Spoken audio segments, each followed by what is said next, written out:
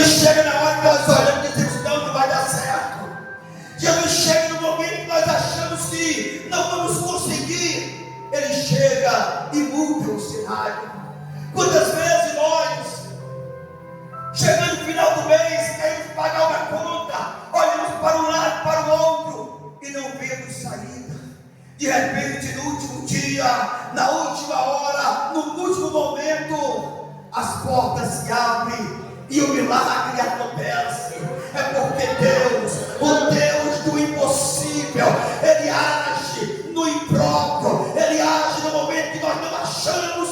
Ele se manifesta para dizer: eu sou, e fora de mim não há outro. Operando eu, ninguém pode impedir. Pedro olha para o Senhor e fala: Senhor, eu trabalhei toda a noite, estou cansado, estou aqui esgotado de sono, lavando a rede para ir para minha casa descansar. Jesus disse: Pedro, lança a tua rede à direita do barco. Pedro disse: Senhor, eu trabalhei toda a noite e nada apanhei, mas sob a tua palavra, sim, sob a tua palavra, eu vou lançar a minha rede. Ei, eu quero te dizer nesta noite, quem sabe você está enfrentando uma situação difícil, mas eu quero te dizer nesta noite, pelo poder da palavra, lança a tua rede, pelo poder da palavra, avança, pelo poder da palavra, acredita, pelo poder da palavra, a vitória já é tua. Sim, a vitória já é tua, pelo poder da palavra de Deus. A Bíblia diz que Pedro lança a sua rede, de repente ele dá sinal para os amigos: vem nos ajudar. E diz a Bíblia que vem João, Pedro, Tiago e enche os barcos de peixe, que quase vai a naufrágio. E diz a Bíblia que Pedro agora, ele olha para o Senhor e diz: Senhor, ausenta-te de mim, porque sou pecador. Sim, queridos irmãos, todas as vezes que nós chegamos diante do Senhor e se sentimos como nada, quando nós se chegamos ao Senhor e se colocamos como pó, sim, como cinza diante dele, Ele sempre estenderá as suas mãos para nos levantar e para nos fazer vencedor. Ele disse: Senhor, ausenta-te de mim, porque sou pecador. Jesus disse: Pedro, levanta-te, porque a partir de agora, Pedro, tu não serás mais pescador de peixe, mas agora tu vais ser um evangelista, um pregador. Tu vais ser agora um pescador de vidas para o meu reino, pelo poder da palavra. Sim, esta palavra, ela tem poder. Esta palavra, ela é poderosa, e basta somente uma palavra do Senhor para mudar a situação da nossa história. O segundo fundamento que eu quero falar, em poucas palavras, o tempo é pequeno, da oração. Palavra e oração sempre tem que andar junto, sempre tem que estar ligada à palavra e à oração, porque a oração, queridos irmãos, ainda é a chave que abre as portas dos céus. A oração é ainda o canal que nos aproxima de Deus. A oração ainda move a mão do Senhor, porque diz a Bíblia Sagrada que a oração de um justo pode muito em seus efeitos. Atos dos Apóstolos, capítulo 5, versículo 12, a Bíblia vai dizer: Pedro, pois estava guardado no cárcere, mas a igreja fazia oração incessante a Deus a favor dele. Herodes, queridos irmãos, tinha prendido a Pedro, tinha matado Tiago ao fio da espada, e aquilo pareceu bem E ele mandou prender a Pedro e colocou Pedro no cárcere. A Bíblia diz que colocaram Pedro dentro de um cárcere. E diz a Bíblia que colocaram 16 soldados para guardar Pedro. Mas diz a Bíblia Sagrada que a igreja, a noiva do Cordeiro, não cruzou os braços. Que a noiva do Cordeiro não disse: não, Pedro está preso porque merece. A noiva do Cordeiro não disse: Pedro está preso porque ele fez alguma coisa. A Bíblia diz que a igreja do Senhor, a noiva do Cordeiro, reuniu-se na casa da irmã Maria, e elas foram orar, foram clamar, foram interceder ao Deus dos céus. A igreja que ora, ela tem vitória. A igreja que ora, ela marcha em direção à Nova Jerusalém. A igreja que marcha, ela rompe os obstáculos. A igreja que marcha, atravessa o Jordão. A igreja que ora, atravessa o Mar Vermelho. A igreja que ora, ela não fica em meio às tribulações, em meio às lutas, mas a igreja que ora, ela vence o inferno, ela vence os demônios. A igreja que ora é uma igreja vencedora. E parece que vejo os irmãos reunidos dizendo: Senhor, liberta Pedro, Senhor, liberta Pedro, é o pastor da igreja. Senhor, liberta Pedro. E Deus do céu, na sua soberania, ele se curva para olhar o que estão na terra, e ele vê uma igreja orando, uma igreja clamando, uma igreja intercedendo. Sim, mas muito em nossos dias, em vez de orar, está murmurando, fuxicando, falando mal do seu irmão. Mas a igreja do arrebatamento é uma igreja que ora, é uma igreja que busca, é uma igreja que intercede pelas almas. Orando em paz, tu interclove as negas da mochila. Meu Deus, a Bíblia diz que a igreja está orando. Queridos irmãos, a igreja no céu precisa orar, porque Deus, ele não resiste, ele não aguenta pela igreja que clama, que derrama lágrima na sua presença. Sim, Pedro estava guardado no cárcere, mas a igreja estava fazendo oração a favor dele. Diz a Bíblia Sagrada que à meia-noite Pedro estava dormindo e a igreja estava orando. De repente o Senhor diz: olha, meu anjo, a minha igreja está clamando, a minha igreja está orando, ela está chorando. Vá lá e liberte a Pedro. Ei, eu quero te dizer nesta noite, você sai daquele parente que está nas drogas, na prostituição, que você olha assim e diz: não tem jeito, não, esse aí eu já deixei de mão. Eu quero te dizer nesta noite, se você tomar uma posição de orar e clamar a Deus em favor da sua vida, esta palavra garante que a libertação ela é certa pelo poder que há no nome de Jesus Cristo. A Bíblia diz que Pedro estava dormindo. De repente o anjo chega e diz: Pedro, levanta-te depressa, calça a tua sandália, cinge a tua capa e segue-me. Pedro, sem entender nada, passa um portão, dois portão, e de repente o portão de ferro se abre sozinho. Sabe o que é isso, irmão? Esse portão de ferro que se abre, a oração tem poder para quebrar as correntes do inferno. A oração tem poder para abrir os portões de bronze. Ei, quem sabe o diabo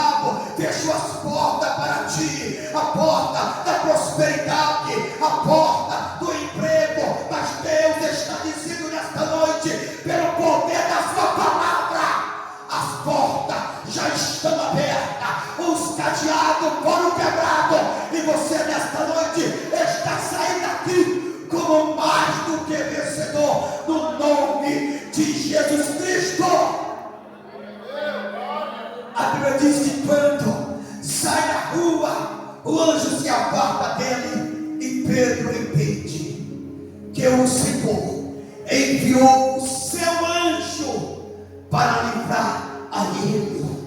Ei, eu quero te dizer nesta noite, enquanto você tem uma vida de oração, o diabo não pode tirar a tua família. Enquanto você orar, a tua família permanece de pé. Enquanto você orar, o diabo não tem poder para tocar no teu casamento, na tua vida, no teu emprego. Não, porque o Senhor é quem garante vitória. Mas você precisa orar. Mas eu sei que orar não é fácil. Não é fácil. Dobramos nosso joelho, começamos a mexer para lá e para cá, e começa a doer. Mas eu quero te dizer nesta noite, persevera, porque depois de alguns dias você vai se ajoelhar, vai orar 1 hora, 1h30, 2 horas, e não vai doer mais. Porque assim aconteceu comigo. Eu quando comecei, doía, eu mexia para lá e para cá, e não aguentava orar meia hora. Mas para a glória e a honra do Deus de Israel, eu me prostro diante do nosso Deus. Passo 1 hora, 1h30, até 2 horas, não levanto, porque o Senhor é Ele que nos capacita, é Ele que nos fortalece, é Ele que nos ajuda. Mas para isso requer sacrifício teu e meu. Lucas capítulo 18, a Bíblia vai nos contar uma história que tem por título o dever de orar sempre e nunca desfalecer. Vai contar uma história de uma viúva que tinha uma causa para ser julgada, e todos os dias ela ia até aquele juiz e dizia: olha, faça justiça à minha causa. E aquele juiz, por algum tempo, não quis ouvir, não quis resolver o seu problema. Quem sabe, se fosse eu ou você, diríamos: olha, esse filho do diabo, esse homem aí não quer fazer justiça a meu favor, eu nem vou lá. Mas aquela viúva perseverou. Todos os dias: faz-me justiça, olha a minha causa, resolve o meu problema. Ela inquietou-se tanto aquele homem, que ele disse: mesmo que não temo a Deus e nem respeito os homens, mas eu vou fazer justiça a esta mulher, para que ela pare de me atormentar. E até hoje essa história ficou registrada. O dever de orar sempre e nunca desfalecer. Irmão, nós precisamos orar, nós precisamos buscar a presença de Deus. Os dias são maus, os dias estão se findando, o cerco está fechando, e a igreja do Senhor precisa permanecer com a sua fé inabalável. A igreja permanece firme no Senhor se nós orarmos. Mas se nós deixarmos de orar, qualquer vento, nós vamos ver uma tempestade, qualquer dificuldade, vamos querer voltar, vamos querer parar. Mas quando nós oramos, conseguimos enxergar no fundo do túnel a luz da esperança, em meio à adversidade, em meio às tribulações, em meio às enfermidades. Mas nós estamos dizendo: eu sei que o meu Redentor vive e que por fim se levantará em meu favor. Porque diz a Bíblia em Jó capítulo 42, versículo 1: pensei eu, Senhor, que tudo o Senhor pode, e nenhum dos teus pensamentos pode ser impedido. Jó capítulo 13, versículo 15, está escrito assim: ainda que Deus me mate, todavia os meus caminhos diante dele eu o defenderei.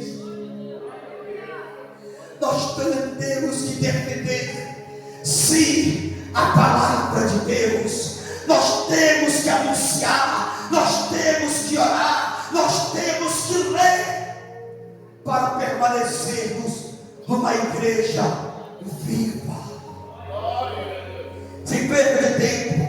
O terceiro é o jejum. Sim, primeiro a palavra, segundo a oração e terceiro o jejum. Sim, precisamos, irmãos, estar ligados com os céus e com esses três fundamentos: palavra, oração e jejum.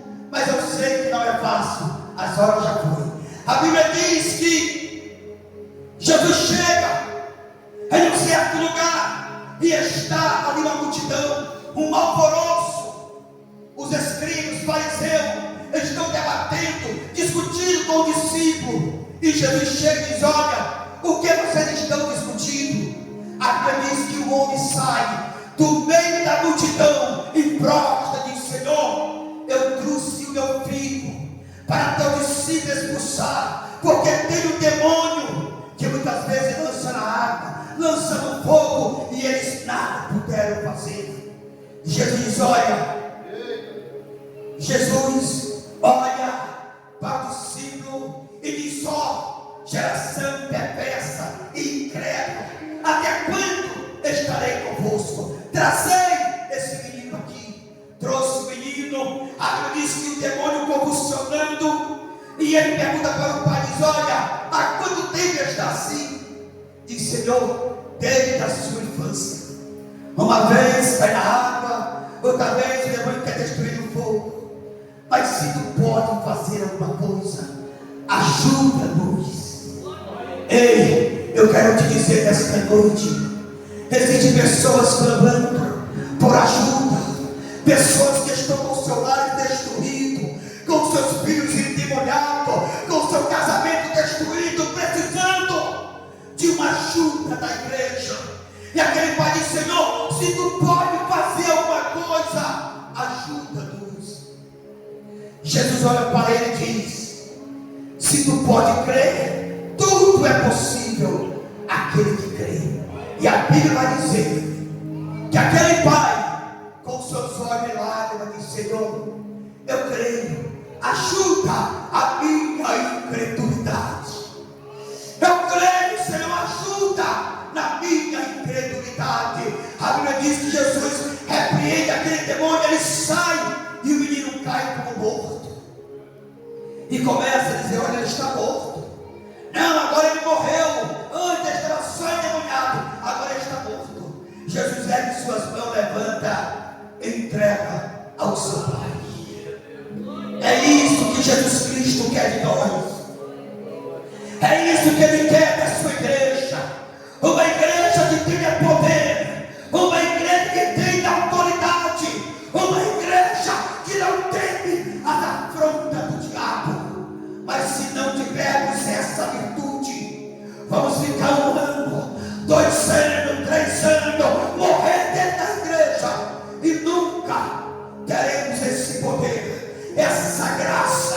Mas se nós se curvar diante do Senhor e buscar poder e autoridade, assim como Ele deu ao discípulo em Mateus capítulo 10, versículo 1, chamando os seus 12, Ele deu-lhe poder e autoridade.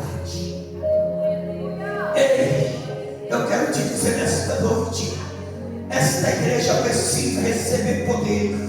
Nós precisamos receber poder. Nós precisamos deixar para trás todo embaraço, todo atrapalho e correr para a carreira que lhe está proposta, olhando para Cristo, o autor e consumador da nossa fé. Xalabacanto, eis que enviai teu comandante, evangelista André, assim diz o Senhor.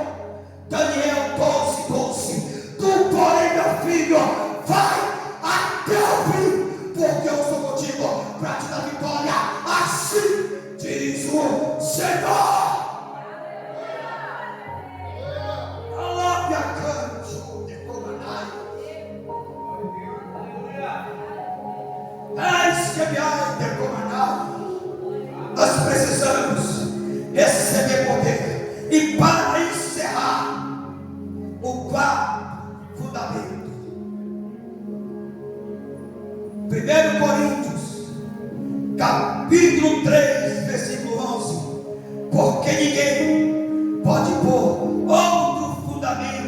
além do que já está posto, o qual Jesus Cristo.